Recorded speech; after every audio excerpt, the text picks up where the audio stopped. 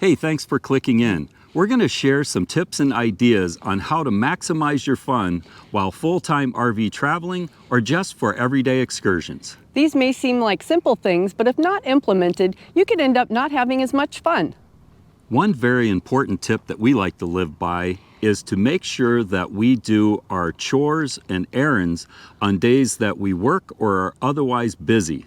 Yeah, a day when we have an appointment or something where we're not going to have the whole day, we like to do all those chores then, so that when we have a day off or a day set aside for an excursion or adventure, it's truly a day off without having to worry about, doing the grocery shopping when we get done.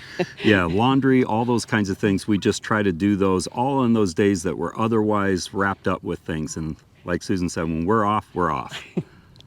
Another thing we like to do is have a pre-prepared list of places to go, things to see, and hikes that we might want to go on in a particular area.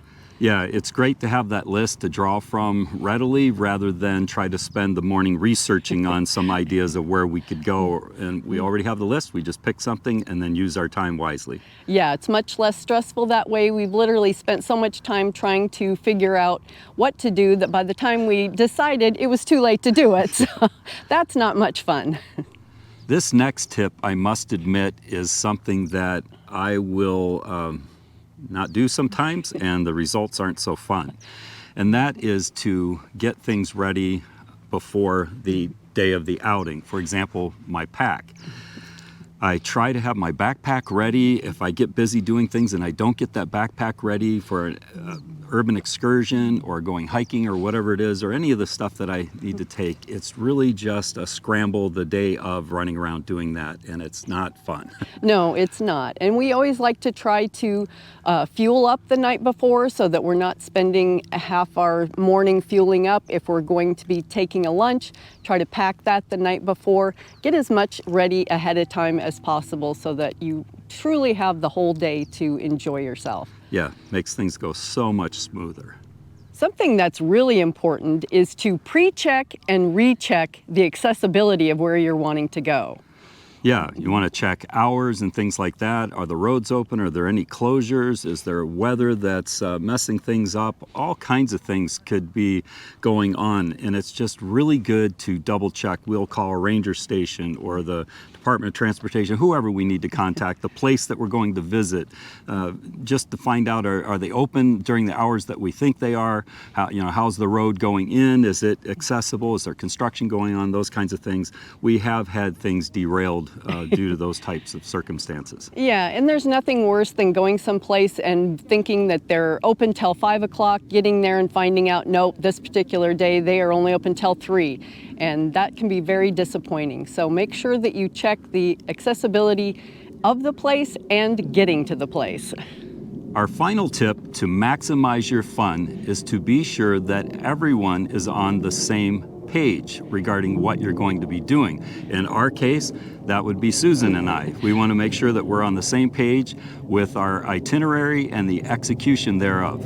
Yeah, for example, if we were going to a wildlife park and they had several talks or shows or things like that, and I was all about that and wanted to make sure we hit everyone, and Bernie thinks, no, we're just going to see the animals or whatever and quickly walk through, then that can be very unsettling if you've got two different plans once you get there. So make sure you know what's available and that you're all on that same page. Yeah, honestly, I have made some assumptions sometimes, like we were going to eat or something like that. No, just kidding. Yeah, I've definitely made some assumptions. You think, well, we're just going to scoot around and make sure we see all the animals or something, but there's some shows, and I'm not always wanting to sit through the shows, but some of them I really do enjoy. But it's really good that we talk about those things beforehand and get all that worked out, and it just goes so much smoother that way. You just don't want any unexpected surprises.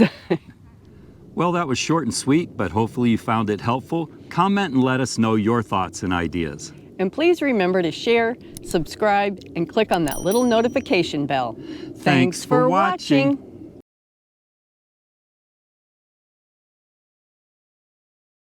Here's something that's not so fun. One of the most commonly found pieces of litter on our federally protected lands and in wilderness areas, Mylar balloons. These things are released, find their way into the wilderness, and become very problematic to wildlife. You want to help maximize their fun? Remove them.